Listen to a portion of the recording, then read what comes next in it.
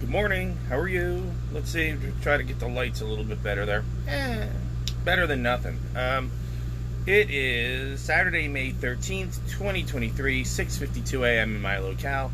It is 77 degrees. Okay. So, uh, why so late when I'm having to work at 8? I'm glad you asked. Of course, they have now changed the schedule again. So now they want to move people from 40 hours a week to 36 or 32 hours a week. So I guess that'll be built on who somebody likes who's making the schedule. That's interesting. And they have a new member of management who you can't do anything for a person unless they've been here for 6 months, but they've gotten 2 promotions in a year. Hmm. It's causing me to rethink a lot of things about, why am I here? Why does working less get you moved forward or get you additional courtesies, but working hard gets you more hard work? Well, working hard to get more hard work is hard labor, as far as I can see. So, as much as I love what I do and where I am, these nice people are going to have to consider that I am having an experience, and if I no longer am having the experience that I want, I have to go elsewhere to have an experience. So they're going to have to figure it out. Good news, all my paperwork is signed. So tomorrow I have to do some scans, take care of all that, and get all the paperwork sent out for a soft review, which is wonderful. I'm tickled pink that I've got this far in this process, and the materials are on their way. So I should have those in about 5 days. So that gives me something to study for, and the distance learning components as well. So I'm not upset by it. That's a good thing. That expands my ability to have more experiences. So let's go right now to our daily Zen poem. Those who wear the patched robe of a Zen wayfarer should be completely serious about taking death and birth as their business. You should work to melt away the obstructions caused by conditioned knowledge and views and interpretive understanding, and penetrate through to a realization of the great causal condition communicated and bequeathed by the Buddhas and ancestral teachers. Do not covet name and fame. Step back and turn to reality until your practical understanding and virtue are fully actualized. Young Su, 1063, 1135. Yeah. Very, very pretty. Stop working on, to melt away the obstructions by conditioned knowledge. So this is what they're telling you. That's conditioned knowledge. Get rid of that. Let's go on to the next thing. So, don't worry about being famous. Don't worry about, people want to hear your name. Worry more about the practical understanding and virtue. And I think that's beautiful. We're going out of order. Somebody woke up. Yeah. Come here. Come here. Obligatory case of you. He just woke up. Ew, big snort. Very large snort. Ooh, that was a lot to say about a lot to say. But yeah, he just woke up. He just got out of his blankets and looked at me because he heard me talking. So, say hi.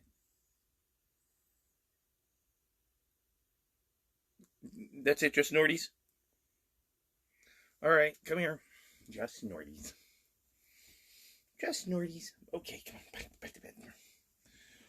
Also in the news, for about a week, I'm going to have another dog here. One of my colleagues is going away, and so I am going to be watching their husky. So we're going to figure out where the crate's going to go and do all of those things to see how well we can get this to work out. Should be fine. I've had a husky before. I know how this works. So, daily rune pull. Let's see how this works with the poem. That's going to be cool.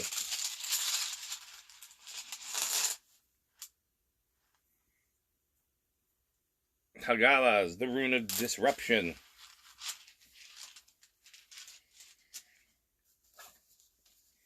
Find it in the book.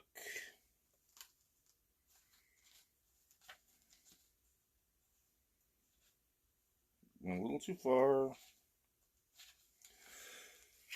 Excuse me. Change, Freedom, invention, and liberation are all attributes of this rune. It indicates a pressing need within the psyche to break free from constricting identification with material reality and to experience the world of the archetypal mind. That says a lot about working to melt away the obstructions caused by conditioned knowledge and views and interpretive understanding. It's a rune of elemental disruption, but events that are beyond your control. It has an upright position. When you draw it, it always acts in reverse. If you draw it, expect disruption. It is a great awakener. Maybe this awakening will vary. Maybe you will experience a gradual feeling of coming to your senses, as though you were emerging from a long sleep. Then again, the onset of power might be such to rip away the fabric of what you knew as your reality, your security, your understanding of yourself, your work, your relationships, your beliefs. Be aware that this is not an outside force. It's a situation of you at the mercy of the externals. It is not that. It is your own nature that is creating what is happening, and you are not without power. The inner strength you have funded until now in your life to support and guide you at a time when everything you have taken for granted is being challenged. The more severe the disruption, the more significant and timely the requirements of your growth. The term radical discontinuity best describes the action of Hagala at its most forceful. The universe and your own soul are demanding that you indeed will grow. All right. And we'll get our little book.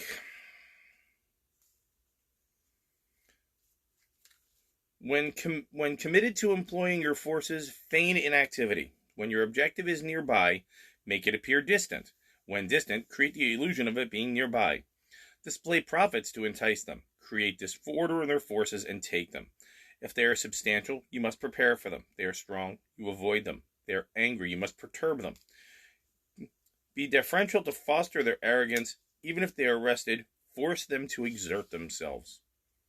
If they are united, cause them to be separated. Attack where they are unprepared. Go forth where they will not expect it. There are the ways military strategists and victorious. They cannot be spoken of in advance. Well, that was nice. So let's bring that all together. Taking death and birth as our business and work away to melt the obstructions caused by conditioned knowledge and views and interpretive understanding and penetrate to a great causal condition communicated and bequeathed. Nature. Get rid of the stuff you have been told and instead look at nature and see what's going on. The rune says change and liberation. There's going to be some type of disruption. I don't know what that's going to be, but there's going to be something different. And you have to learn that you are creating some of this disruption. You know, again, it sounds more like if something's disrupting, you have to go with the flow. Sorry, guys, not my speed. Only dead things go downstream. So if it gets me in trouble, then it gets me in trouble. Been there before.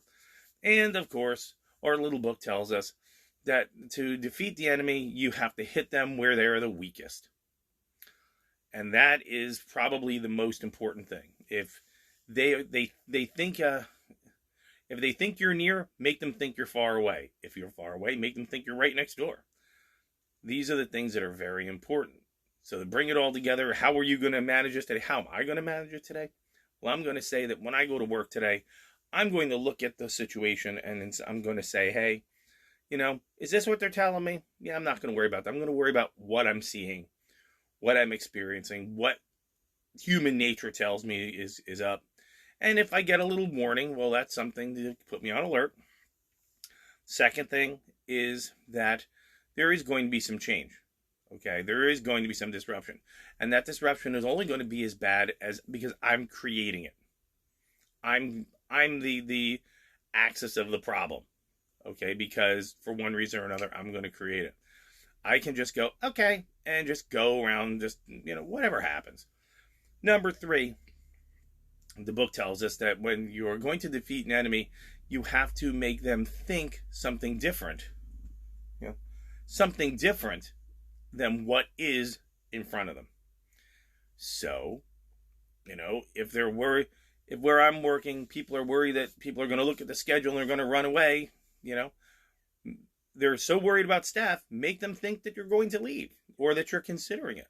Give them the opposite. That's how you win. So, like I said, what I'm going to do now is it's a little after 7. I don't have to go to work till 8:30 today. So what I'm going to do is I got out of the shower. I'm nice and clean. got to feed the big guy, and then get ready to go to work at about 10 after 8. So we're going to encode this video. It is Saturday, so I will see you guys at Jack's later on tonight. And please have a pleasant day releasing your conditioning, understanding you are creating your own disruption, and that disruption will take you to a better place. And that if you have an enemy you have to defeat, you have to make them think the opposite of what they think is going on in order for you to be successful. Sounds to me like you have a lot on your plate. I sure do. But again, Queso, thank you very much for your appearance today. Would you like to appear again? Oh, shows me the belly. Oh, there you go. But from us, we're going to get ready to have some breakfast. And another snort.